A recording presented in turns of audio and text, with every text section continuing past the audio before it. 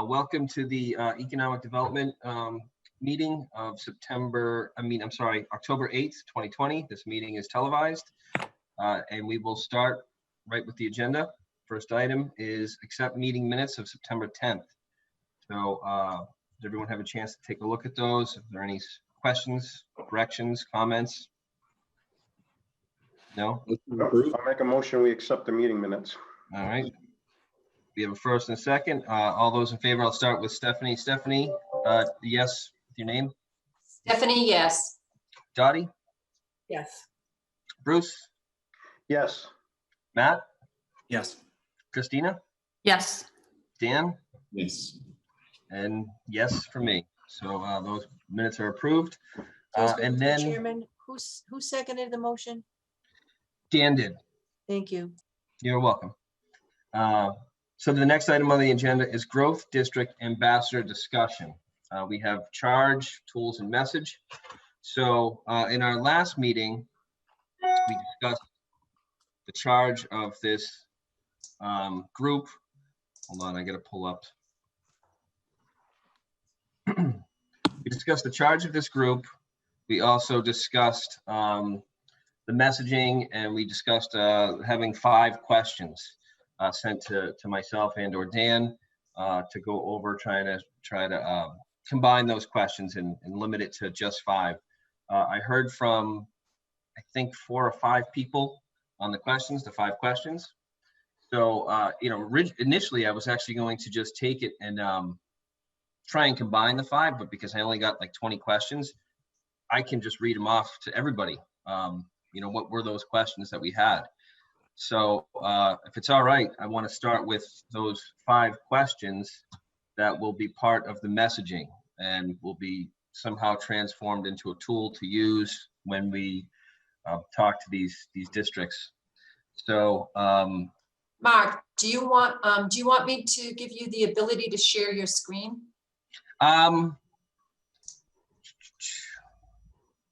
Yeah, I don't have, it's not super neat because I wasn't anticipating. Well, but I'm going to make you a co-host and you can decide whether you want to use the screen or not, share your screen. Okay.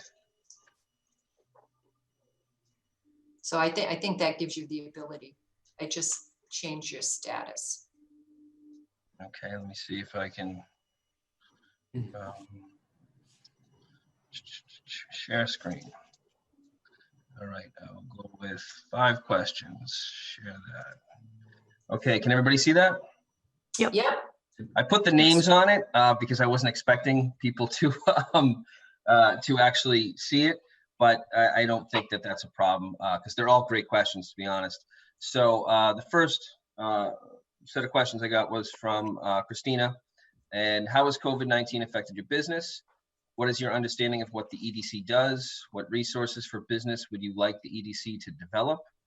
Where do you currently go for business information, help, or inspiration? How do you anticipate the growth or change of your business over the next 5 years? All great questions. I think what you're going to see as we go through this is every single person who did send in questions, they all touched down on COVID-19. So that obviously has to be a question. The next set of questions, which one thing do you wish you've done differently in your current location? What are your current goals? What can we do to help? In the last few months, what is the smallest change you made that has the biggest positive results? What prevents you from making the changes you know will make the biggest difference? Is the labor force adequate around here to meet your needs? And then we had in the sewer district, number 1, if in the sewer district, what has been the biggest change in the district affecting your business since sewer has been added? What improvements to the area at the state level would you like to see? For example, improved intersections with clear markings and or sidewalks and things of this nature. What effect has the draconian shutdowns due to COVID-19 pandemic had on your business? What could the town's Economic Development Council do to help your business during the COVID-19 shutdown? Would you like to set up a district improvement association and coordinate it with other businesses? And then the last set of questions I got were, what are some of the business obstacles you are facing due to COVID? Do you have plans to change or expand your business in the next year? What are the barriers to your business success or expansion? What information would be helpful to the success of your business with some options, workforce development, grants, grant writing, low interest loans, access to capital, assistance in writing a business plan.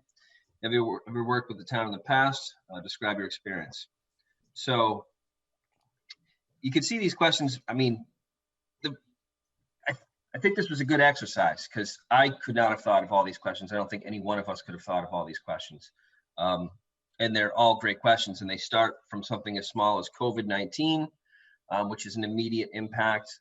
Though it's immediate, I think its impact will be felt for a very long time and will permanently change the landscape of economic development,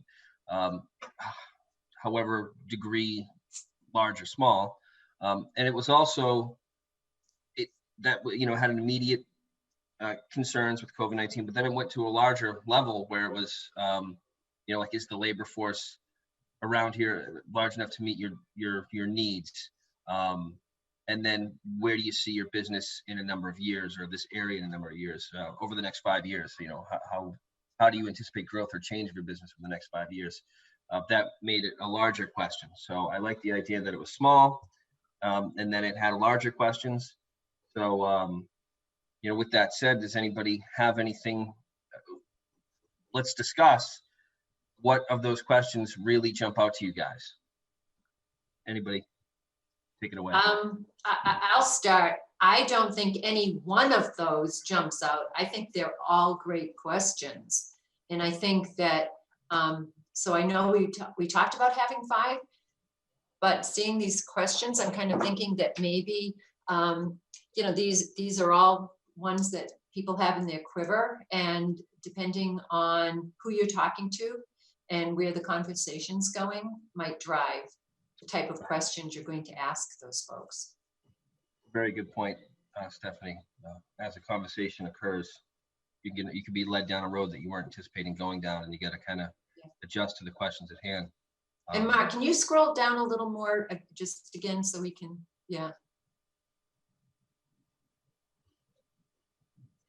I think they're all great questions.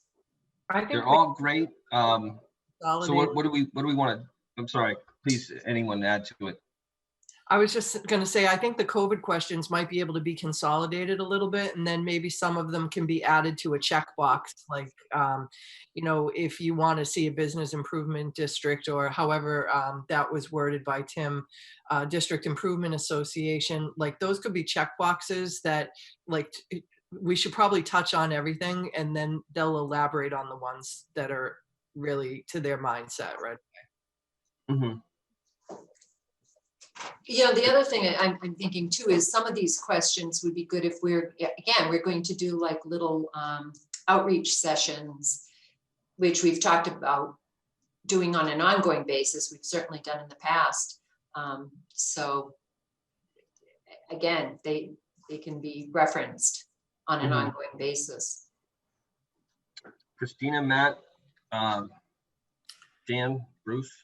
Yeah, I like there's some good specificity, I think, in Dottie's question, specifically asking them to identify the barriers themselves rather than counting on them to come to us and say, well, what do you know about EDC? Instead, maybe letting them set the conversation a little bit by saying, these are the barriers to success we're facing, we're thinking about, and that's a great way to follow up with, well, we can help with this, this, and this. And I also really love the question, what's the smallest thing you did that had the biggest impact? I think that's a really simple kind of out of the box question that I really love in the abstract. And I think it could really lead to some interesting stories from businesses, because it's a simple thing, and it's good to have like a simple little thing that a business can share that other people can take advantage of, rather than fishing for like a whole laundry list of things.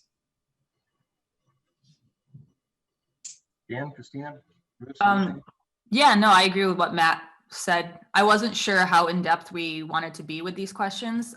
So I like the way that Dottie did hers and had like the checklist that gets in depth. So I think like some of them can be combined and then use that checklist style to help us get more information. So I think that was great. Mm-hmm. I agree with Stephanie as far as not limiting ourselves to 5 questions, because these are all fantastic, really. Okay. All right, so I think that our next, our goal here is to actually make it so that we can combine we have to go through all these questions, clean them up, combine some, and maybe not cap it right now, just polish them up and then see what we can do to maybe eliminate some or combine some. But this is what we're going to start with. These are the questions we're going to start with. Mark, I anybody- think one of the reasons that we were talking about having 5 questions just as like a random number was to have consistency so that, you know, I wasn't asking one set of questions and then you were asking a different set of questions to someone else, because we want to see if there's any common themes for these, depending on what part of town people are in or what kind of business they have. So if we have, you know, 100 questions, I guess it doesn't matter as long as we're consistent with like at least touching upon them with everybody that we speak with. Mhm. Okay. That works. I mean, in my mind, these questions were to be designed for those growth districts that we've designated as growth districts, economic districts, infrastructure districts. But they should also, at the same time, though they're designed kind of for those areas, they need to be applicable to any business in town, whether they're in those districts or not. So it has to serve multiple purposes. Okay. So those are the questions. And let's talk about the charge. Stephanie, Dottie mentioned the charge, or she relayed a charge. She managed to articulate it in our last meeting, and I think you were able to capture it to some degree. Do you recall that at all? I am drawing a blank on that. Okay. And I, you know, I've had a copy of let me look, because I keep a copy of the agenda with my notes on it, but I don't recall seeing that on there, because I probably would have typed it up and sent it out to everybody. Right. Well, it's on the agenda, so I came up with my version of the charge from what I recalled of that last meeting, and it was pretty simple, straightforward. And that's to develop and backfill growth districts to benefit the economic development and financial health of Easton. Growth districts are districts with infrastructure improvements and design for further development. So something to that effect. Does that sound agreeable to people? Dottie, does that sound a little bit like what you said? Capture enough? Well enough? I have no idea what I did yesterday, Mark. I would have to watch the meeting. I can very much appreciate that. I'm gonna go back through my other notes and see. I mean, that does sound familiar to me, but. Right. Well, because, I mean, it's on the agenda, so it was something that we discussed. Yes, it was. So what I just said, I think, is a good starting point anyway. To develop and backfill growth districts to benefit the economic development and financial health of Easton. We're developing these areas. We're pursuing economic development in these areas for the purpose of financial health of this town and longevity. Is what the ambassador is going to do? It's the charge of the growth district ambassadors. So yeah, I mean, this is So I guess what I would say to what you have is good, but it doesn't say what is the ambassador responsible to do. What is their action they're going to take to accomplish what you just said? Yeah, so something along the lines of serving as a conduit between the business community and you know, the specified district and the town, and sharing information. We've got to, I agree, it's got to be kind of buttoned up for the ambassador's role itself, but I like the general charge itself. okay. So the charge. So within the charge, we want specific. You know, like the role and responsibility of the ambassadors is to, you know, serve as a conduit between the business community and X district and relay that information back to the town via the Economic Development Council, something like that. So I did find, Dottie, I did capture this in my notes, Mark. And what I'm thinking is Mark, what you just said is really what we're trying to achieve. So that's that's like the goal. And then what Dottie had said was build relationships that communicate to the businesses. The Economic Development Council is a resource to help. And maybe this is a goal, maybe it wasn't, but this is what I wrote, and I had Dottie's name next to it. The Economic Development Council is a resource to help businesses address challenges they're facing. Share, build awareness of resources and work with businesses to help them. And presumably to grow and to come to Easton and start their businesses here. So I would say the charge and the message are probably the same thing. The message is, it will be identified within the charge. Correct? Yeah, I mean, I think that what you just said, Stephanie, which was Dottie's notes from last meeting, that's the message, which is the charge, which tells the role of economic development, of the purpose of this, and it kind of encapsulates everything, if you ask me. But what we don't know is what tools we will be using to perform this. And I don't, what did we talk about in our last meeting as far as tools? It's on the agenda here, and I'm having. Well, I have, we talked about really the website and promoting through district branding.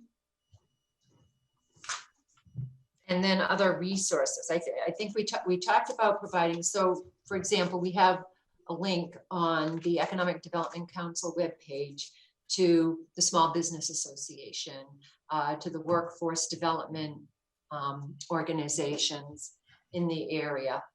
And we've been sending out, and that's on the agenda later, but as we become aware of information, services, grants that would be value to our business partners, we communicate those out to people. We try to promote when new businesses are opening up through our our social media communication. So those are some of the tools that we're using more broadly. And I think we certainly are available to, would be available to district ambassadors. I think other things that we wanted, and this is kind of where the 5 questions came from, were what are the talking points? What are the messages that we want people to convey to business owners, and making sure everyone's speaking from the same or working from the same playbook. So and I'm sorry if that's a mixed sports metaphor, but I'm not a real sports fan. So. Sounds to me like we have a few tools. We ourselves are tools in this effort by getting the message out there. Our social media presence is a tool. Our website is a tool, and utilizing social media presence and our website and pushing things out also through the Chamber of Commerce is also a tool. So, just hearing what you had said, Stephanie, I think those are the tools that we have available to us. Anybody have anything to add? I would say the site locator tool is really important to that also. And I think that we could be doing some more work on that this year to really promote that with the real estate people and the businesses in those areas, because the site locator tool, if people are using that, suppose there's a business owner in one of those districts that's looking for tenants, that's a tool that we can make sure they know to put their information into that portal to attract people that might be looking for that. And then we should be advertising that back out to people that want to come do business in Easton. Dottie, if for the people at home and for some who might not know, could you tell us what the site locator tool is and how it works? Sure, it's a link on the website, and you click on that link and it will tell you what properties are available in the town to do, for development, and it will also tell you what they're zoned for. So, it's a pretty robust tool, I think, that's really underutilized. We haven't really focused on promoting it enough, but I think that's going to be a strong tool that we can use in this process. Agreed. Anybody else? Yeah, I just want to add on to that. When we rolled it out, we reached out, we did a little campaign out to the brokers and property owners. And we got a lot of interest, you know, some of the larger commercial property owners who would have properties that they would be promoting. And we get a lot of interest, but then the site went stale and because you need the property owners to update the site when their properties are available. And that for some reason, they just didn't respond. They didn't keep it up. And we get a lot of very positive interest. So I think one of the things we need to do, Dottie, is look at the tool and make sure that it's easy to use. We provided instructions on how to use it. And I believe there are instructions at the website to tell you how to use it, but it's only going to be useful if it's kept up to date. And we can always design some kind of a piece of collateral that talks about these things on there, so that after you have the conversation, it's a leave behind, and they can look Something. and say, "Oh, Yeah. these are the things that are available." Yeah. Okay. Before we move away from this agenda item, I just want to circle back to the questions. So how do you guys want to move forward with this, so that we have something more put together for our next meeting? So between now and our next meeting, how do you guys want to handle those cleaning up those questions? Where do you want to go with this?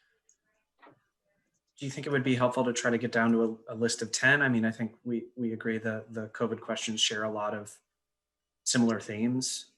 And I think there's probably a lot of connective tissue between, you know, I don't necessarily want to limit us to just 10, but I think there's value in a certain amount of brevity, like not totally overloading people with questions. And I think between everything that people posted, there's a good balance of very specific things about the current crisis, and then some longer term planning, and also some simpler questions that might be easier to answer too. Okay, so I think to your point and to Dottie's point, I don't want to limit the questions, but to your point, Matt, I think we can reduce the questions by combining the questions, because there was a lot of duplicate questions in there, and some can be combined to be part of another question. So whether that's 10 or 11 or 12, whatever it is, I think we can reduce it and make it a little bit more robust and have the same tone, so it flows, so it doesn't sound like these are just questions that are from 9 different people. Right. Okay. I will do that. I'll work with Stephanie on that. Dan, if you could help, Yep. We'll create that, and we'll have that for our next meeting, and we'll present it. Just to piggyback on that. Oh, I'm sorry, Bruce. Okay. Just to piggyback on that, you know, I wasn't able to attend the last meeting, and I know the agenda for this meeting had previously had Think Easton on it, but I don't know if maybe I was looking at an older copy. A lot of the stuff we're talking about with these questions, and then specifically with the site locator tool, that dovetails a lot with some of the questions and conversations Christina and I had about kind of working on the website and overhauling parts of it. You know, specifically for me, I did a lot of thinking about the way that we talk about the priority development zones on the website. And I think, you know, kind of building those pages out a little bit into a more robust version of themselves with maybe some of these questions from the business owners in the areas, as well as the available parcels and stuff. I think that goes kind of hand in glove with what we're talking about, kind of pushing these tools in a more accessible way. So I'm happy to take a look at the site locator, you know, get a sense of what needs to be updated, how to update it, who to reach out to for that, but also to, you know, maybe pull an example list of parcels by each priority development area. And, you know, that could potentially be something we surface on Think Easton just for people to quickly view without having to do the search themselves necessarily. Bruce? On the questions, I think, like I said before, I think all those questions are great, and those are questions that we came up with, but might not be a bad idea if anyone knows some business owners who may want to take a look at it too, and look at it from a business owner's point of view, see what they think of these questions. So I don't know a lot of business owners here. I'm an out of towner, but I'm sure some of you must know some business owners that would be willing to review those questions for us. Yeah, well, we can, as we discussed, we can, combine and reduce and clean up that list. And I know a number of business owners. I can send it to them and get their feedback before we go, completely public with it. But also, Matt, as you were talking, an idea came into my mind. Once those questions are complete, we should definitely have it on the website. And Oh, yeah.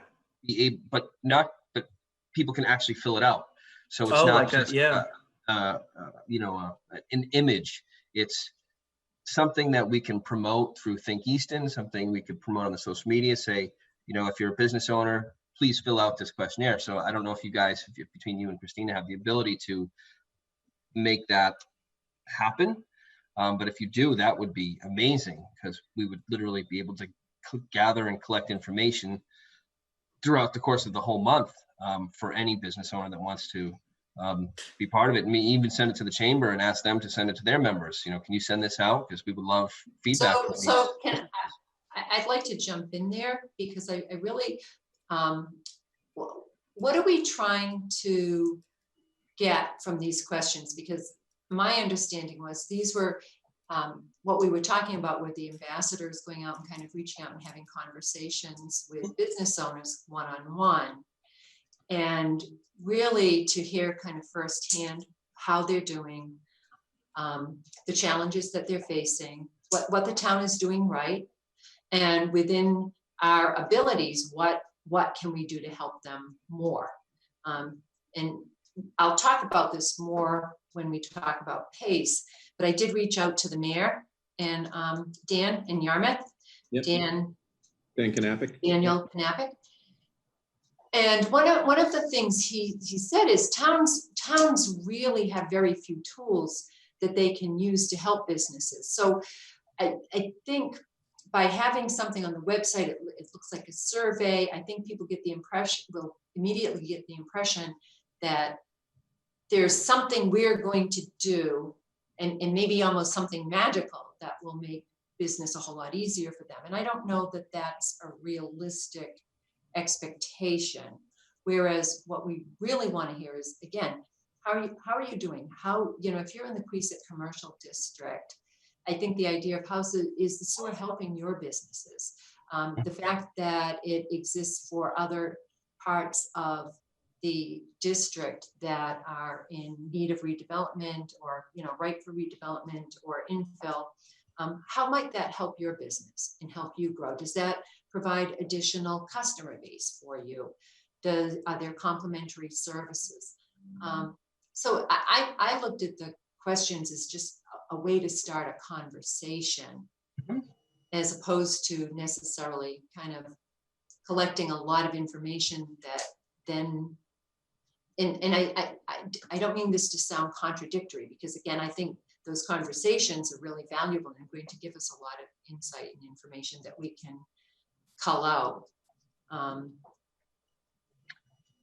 Well, if I can just speak to that a little bit,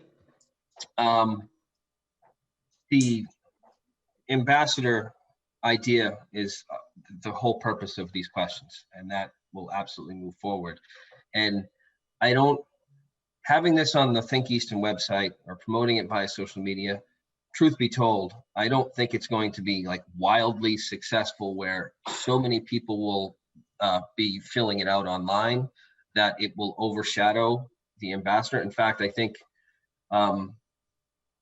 it will just kind of be there to serve as an option for people to fill out. I don't anticipate it, having dozens and dozens of businesses go online and fill it out.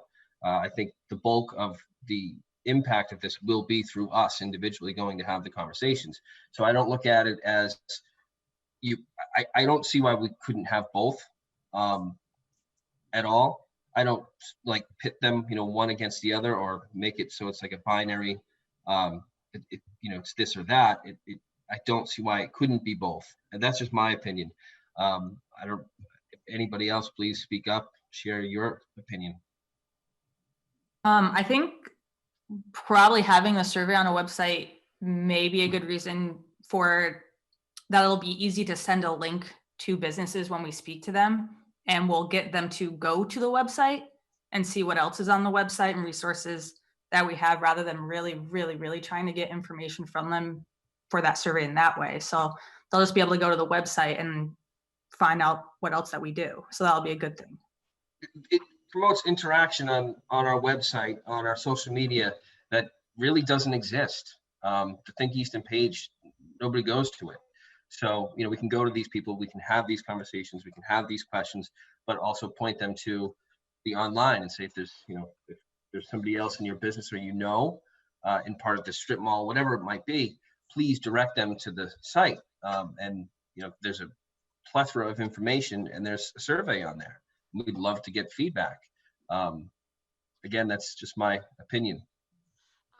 Mark, would you mind sharing the list again of questions? Sure.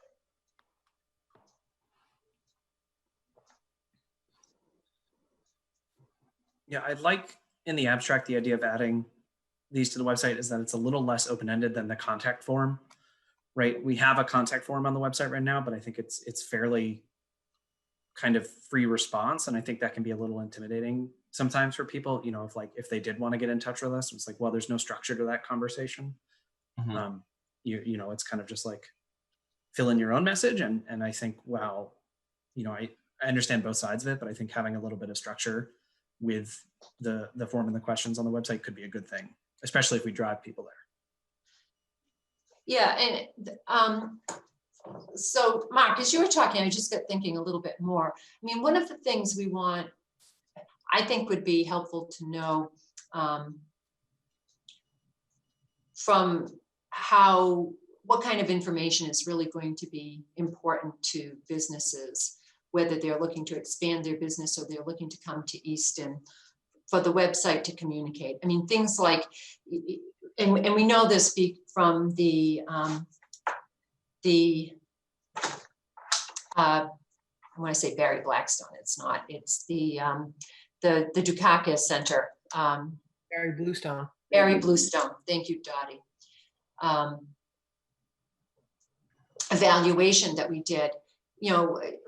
Basically what they're talking about. It's about location. What are you located near? Are you near a highway? Are you near schools of higher education or trade schools? What does the workforce look like? What is your what are your demographics? Information like that, which I don't think, and Tish and I were kind of talking about that, how we get that information out to the website. It would be helpful. And again, I think these are good questions, and good questions when you're having a conversation with someone. We don't have anything helping us understand how to maybe improve the website even more with the kind of information, or our social media presence, with what do you want to know? If you're a business, what attracted you to Easton? How did you find out about the resources that were available here? Or, the fact that we're a single tax rate town, and the tax rate is relatively low for businesses compared to other communities. If you're continuing to grow your business, I know I've talked with folks over at IBC, and they could grow, and they want to grow, and they want to stay in Easton. And their options, if the sewer doesn't come, is that they may not be able to grow in place. What keeps them here? Why do they want to stay here? Part of the reason is the workforce that's available. Part of the reason is the low tax rate. Some of the hurdles that we know businesses like that face, if they're a high energy user, they have high energy costs. And energy costs in Massachusetts are relatively high compared to other parts. So that's information I'd like to know about our website and how we can communicate that information, because people are going to look to find out about your community if they're looking to come there and consider moving a business or opening a business. I think everything you said can absolutely be incorporated into the website. Actually, and while we're talking about the website, Christina, you sent me a really thoughtful, elaborate. You and Matt had been working for some time on the website, and your observations, your efforts, your work, everything you've kind of put together. Could you guys, between the two of you, talk about what you have observed, what you see, what you know, everything? Yeah. So I kind of think we touched on it a little bit, talking about the ambassador program. And I think basically what we see is when you go to the website, it just doesn't really seem like, if being a business owner, if I go there, I'm like, all right, there's no real information or reason for me to be here at all. I don't really find that it helps me in any way. It is kind of very wordy with paragraphs about who the EDC is, and then some information on Easton, but no real resources or explanation of what resources and how they can be used and why you should go there to find them. And I think it's a little outdated too.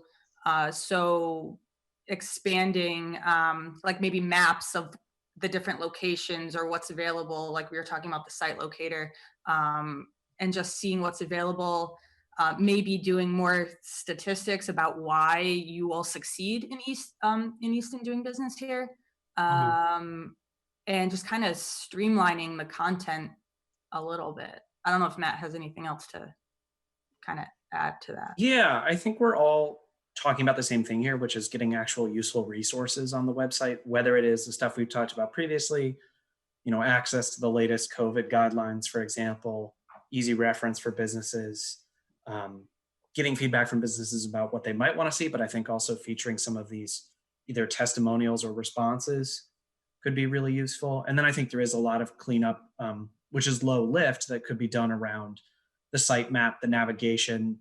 It's not a very intuitive user experience. It's kind of difficult to navigate. And a lot of content kind of repeats across different navigation categories in the site, which is not a great experience. And so I think, you know, a lot of, and Christina and I talked about bringing in some of the social media and potentially a blog. And again, that goes part and parcel with, like, we do need the buy-in from these potential district ambassadors and some content from them. But yeah, I think making it more of a place for actual useful information about, you know, what it takes to do business in Easton, information about the priority development districts, because it seems like we do really want to make that a focus. And then I think the kind of the stories basically of the successful business owners in town. I think from what I'm hearing, it sounds like right now it's not really useful, and we want to make it useful. We want to make it user friendly and useful, and a resource where people will actually go to find out information, not just a standing page. You know, I really genuinely appreciate your analysis of this. I own a business, and my business is online. And when I first created a website, I thought it was the greatest thing in the world. And then I had some people smarter than me who are in the field of building businesses online. They looked at it and they tore it apart. And after they tore it apart, you know, my feelings were a bit hurt. But I looked at the end product, and I actually wound up going through this exercise 3 times and spent a lot of money in trying to get it right. But by the end of it, I looked at it from its current iteration to its first, and it's night and day. And it points to what you were talking about. You know, I had people come to me and say, you know, there's not education here. There's nothing that draws me in. I see you're selling items, but I don't know why you're selling items. I don't know what it is that you're doing and what the purpose is. And when all that was pointed out to me by people who, again, are smarter than me or in the field of creating interactive or user-friendly websites, it finally, it all came together. I said, well, that makes sense. How did I not see that?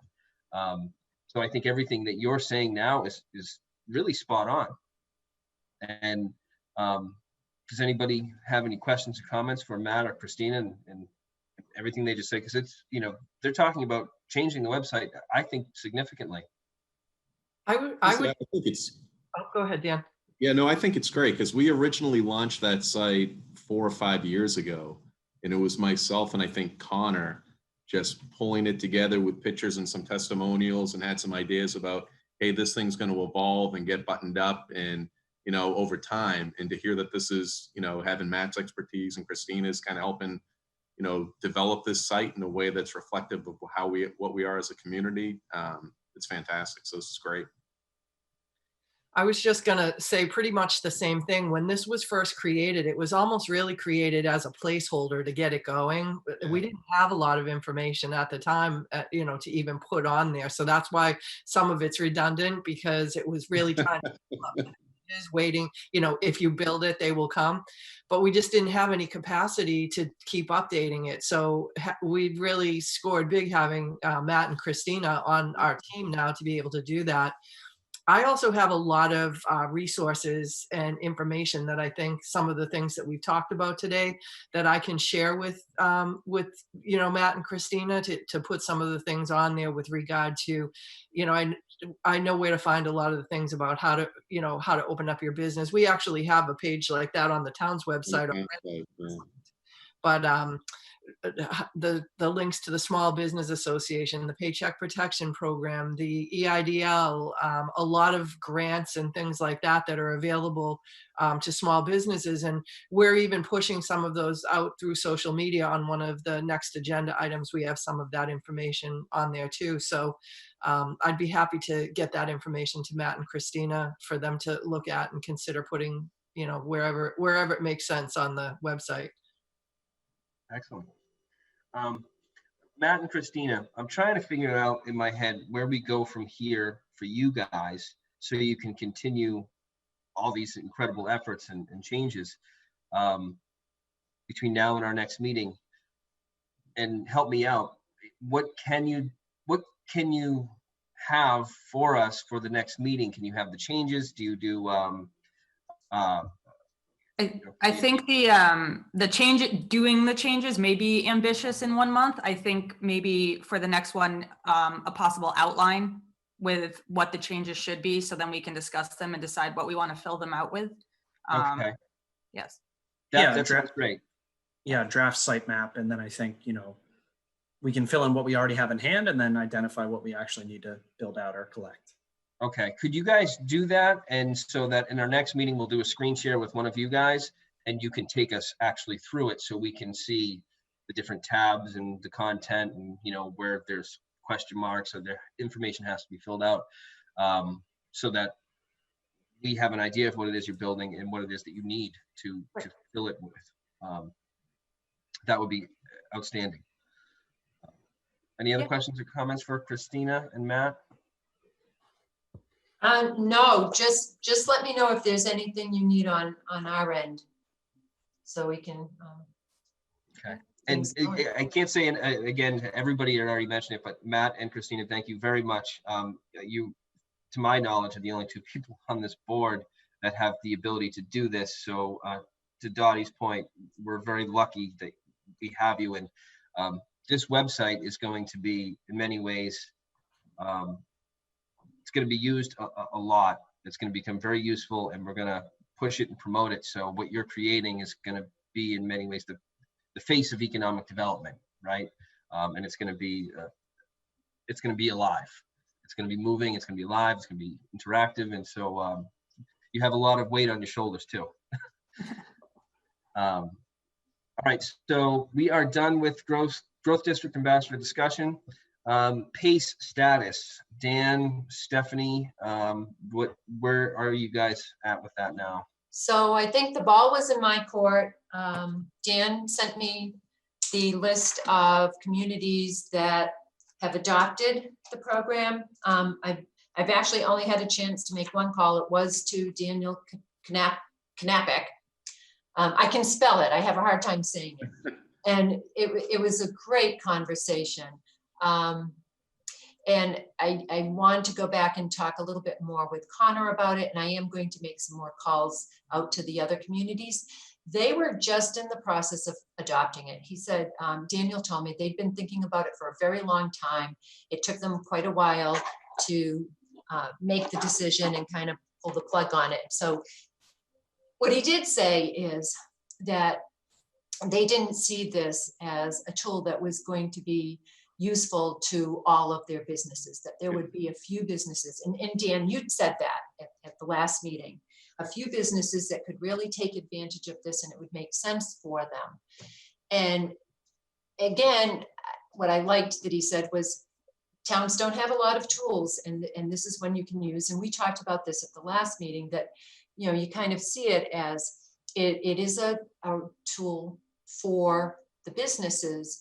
And at the same time, if you're concerned about climate change and green communities and trying to help reduce your carbon emissions, this is a very kind of passive way for the town to support those efforts. One of the questions I had was, prior to talking with Daniel, was how do you market this? And one of the things he told me, he just answered all my questions, I didn't even have to ask anything, is that they're not broadly marketing this. They're not going to make it available to everyone. They are going to hand pick and identify the businesses they think it will work with, and they're going to establish that relationship kind of one at a time to make sure that it works well and they have the right fit. So that's what I learned. And again, I think that it is time. We've been kind of busy. I know Connor's been busy with the budget and with preparing for town meeting, but I think we want to have that next conversation, which again, I was responsible for coordinating, which is getting mass development here with Connor and Wendy, me, so we can sit down and you know, Mark, you from the Economic Development Council, and probably Dottie from the Select Board side, to see if this, you know, how it works, and really get some answers to the questions. What are the chances that between now and our next meeting that can occur? Because I would like to be able to make a decision on whether we're going to recommend this to the Select Board, like preferably in our next meeting in November. Not trying to rush it, but I think, Dan, you brought it to us in July, was it? Well, and again, I think that was one of the important things I heard from Daniel, was it took them a while to make a decision on this. They didn't just jump to it. They've been talking with mass development for a while as well. I think we can get something set up within the next, probably the next few weeks to get a meeting. So I'll leave it as, I'm hoping that we'll be able to make a determination in November, but it's not guaranteed. Yeah. But I'm hoping for that. Yeah.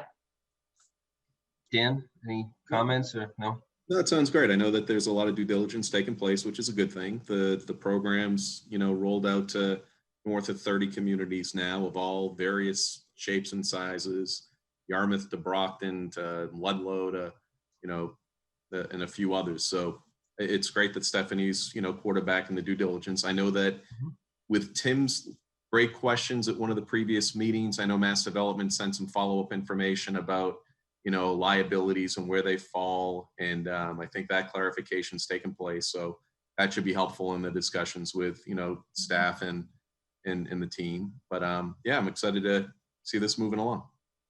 Excellent. It's a good tool. And I think the other thing that would be helpful, I had a couple of businesses I thought, and I'm not sure, I know they're, so John's not on the call right now, but I know when we've gone and done tours over at Northeastern Machinery, one of the comments that John Holbrook has made is that their energy costs are very high for the operation. And again, that the cost of electricity in Massachusetts is very high, and in New England. So I'm not sure if this is a program that would benefit him, because it's making efficiencies. And when we did that tour, he talked about all the efficiencies that they had already undertaken. But it might be a business like that. IBC, when I have talked with them, they mentioned the high cost of electricity. And again, they might be someone we could target. But if people can start to kind of think about that and other businesses that might benefit, I think be kind of our target.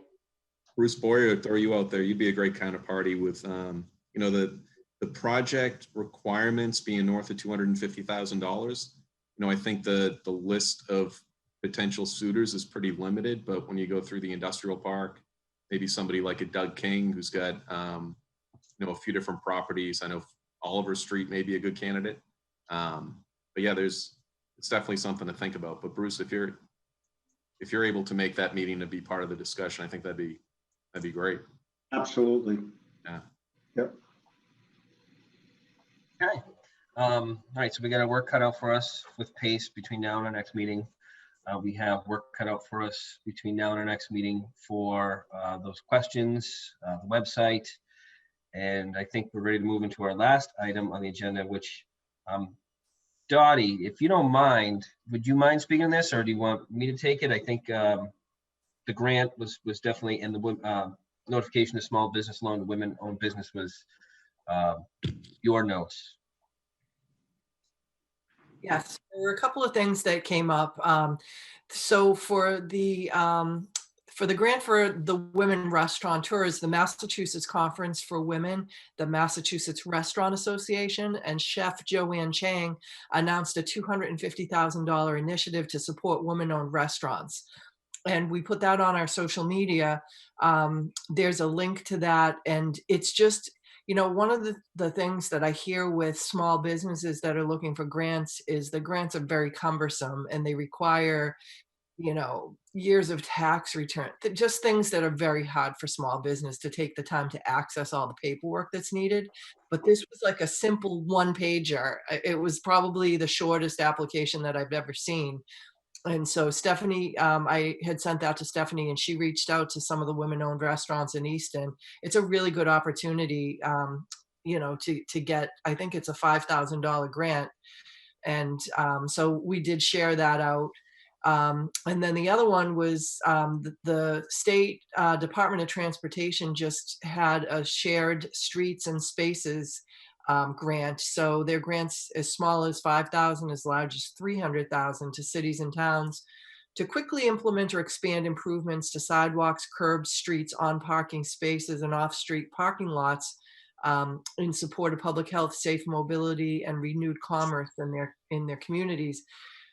There was a little bit of a discrepancy between what the website says the grant will allow and what the governor said it was for. And so Stephanie, I think we were going to look into some of that. Right, and I did. The governor said in his announcement that they, when they were extending the time frame for the outdoor dining for alcohol licenses, right, Dottie? He mentioned that you could use the grant for heaters and for tents, which the website basically said, you know, it had to be for improvements to the infrastructure. And it had, of course, it's on municipal owned property. So the sites that, or businesses that benefit from this would have to have the work done within the public realm.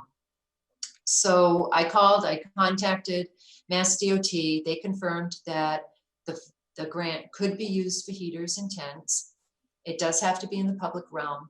The only business we have that really fits that description is the farmer's daughter. So they could have, if we'd known about this earlier, they could have paid for the Jersey barriers that they installed. That would have been something they could have applied for a grant for. But I talked with Condra and with Patrick Kennedy, and what we did do is submit an application for a tent and for heaters. I have not heard, I haven't heard anything, so I wanted to kind of check in and see. But we're hoping that those will come through and that will help them.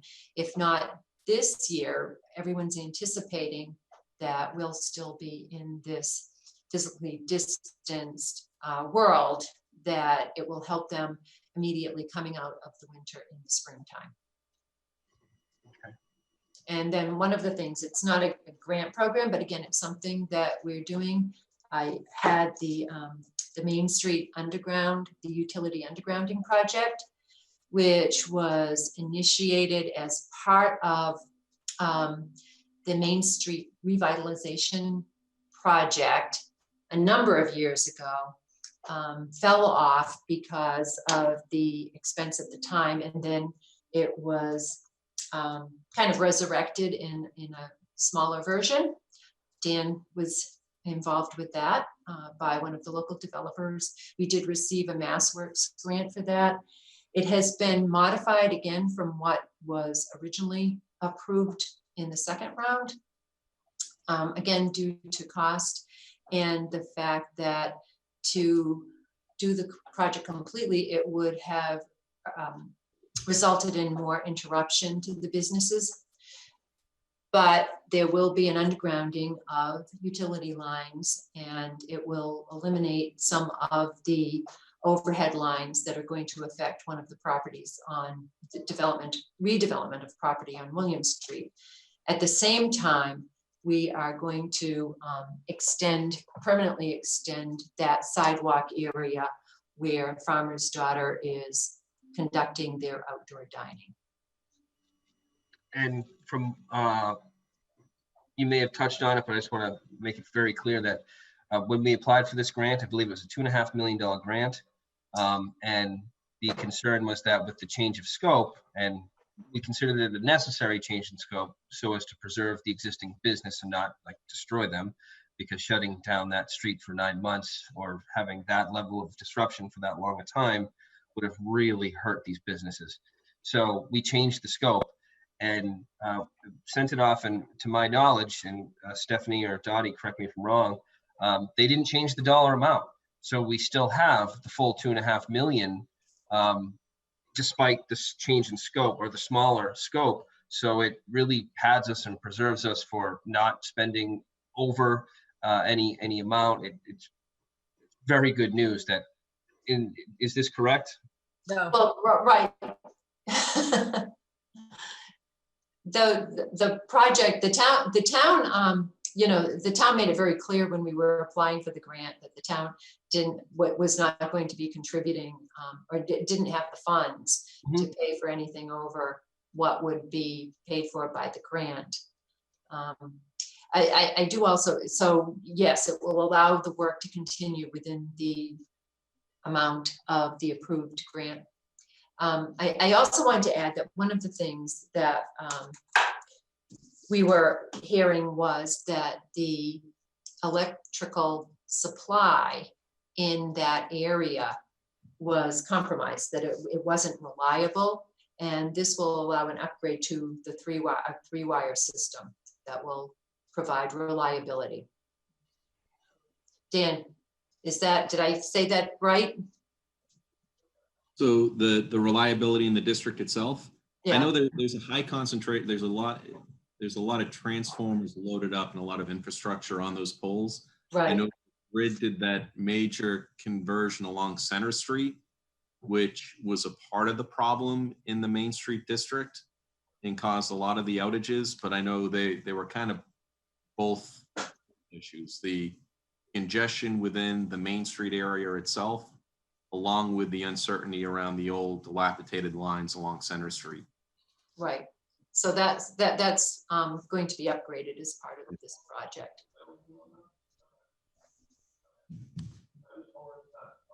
Dottie, do you have anything to add to that? I was just going to say that if some of the design change that would bump out some of the sidewalks to accommodate the future of the restaurant area there for more permanent outside dining. So we'll lose a couple of parking spots on one end, the ones that are already kind of blocked off now, and we'll gain some parking spots in a different spot. So we're not going to lose overall parking spots to my knowledge, but that's just at the first design phase of this. I don't know if that's been approved yet or not. That's part of the final design. You're right.